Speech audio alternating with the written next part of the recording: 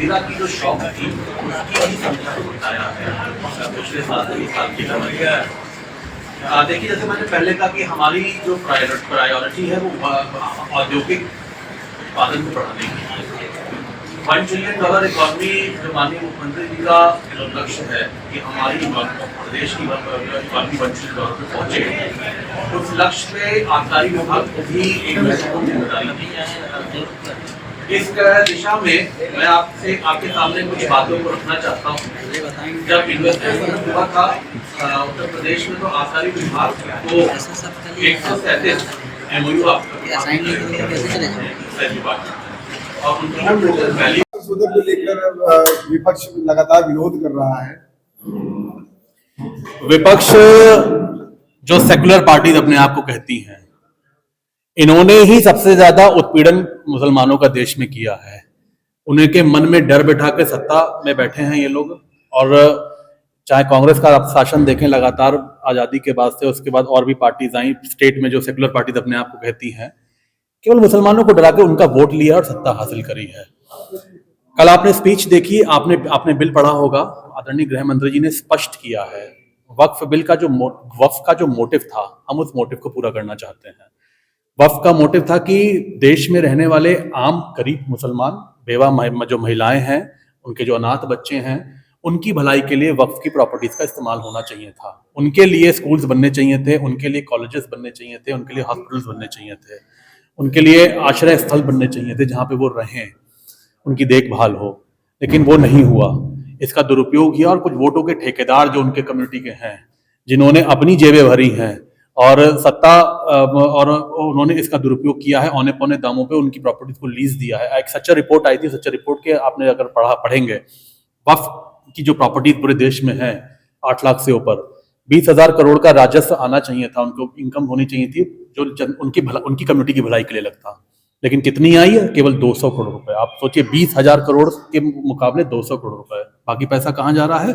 बाकी पैसा इन वोटों के ठेकेदारों की जेबों में जा रहा है और इन पार्टियों की जेबों में जा रहा है, जो मुसलमानों के दिल में डर बिठा के उनसे वोट हासिल करना चाहते हैं, सत्ता हासिल करना चाहते हैं। हमारा जो मोटिव है, हम इस बिल को लाके जवाबदेही तय करेंगे, हम ट्रांसपेरेंसी लाएंगे और जो मोटिव है कि गरीब मुसलमान की भलाई के लिए इस्तेमाल हो, उसको हम इंश्योर करेंगे।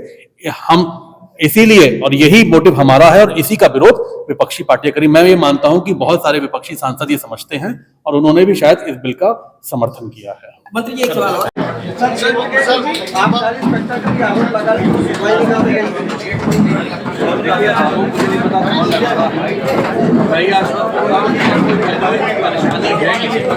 तो निश्चित तौर पे विभाग देखता है और उसकी समस्या का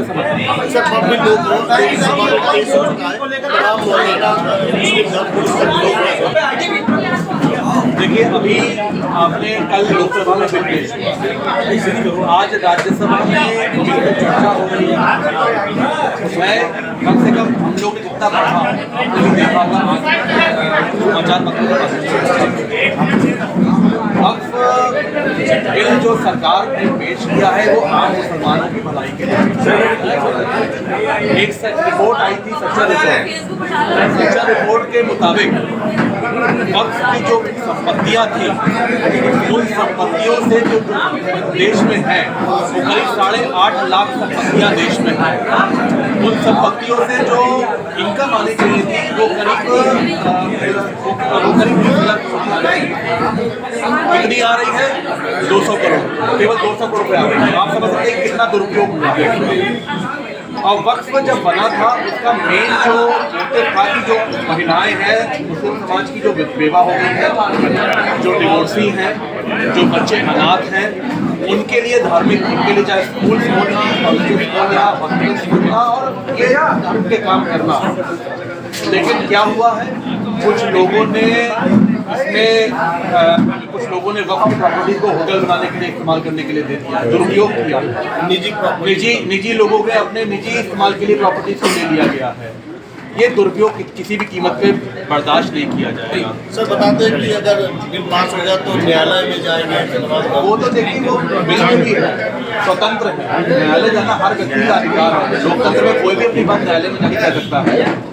हम आम मुसलमानों की भलाई के लिए वक्फ बिल को लेकर आए हैं और जो लोग ठेकेदारी उन्होंने ले रखी है वो वक्फ के माध्यम से जो लूट कर रहे हैं वो लूट हम किसी भी तरीके से बर्दाश्त नहीं करेंगे।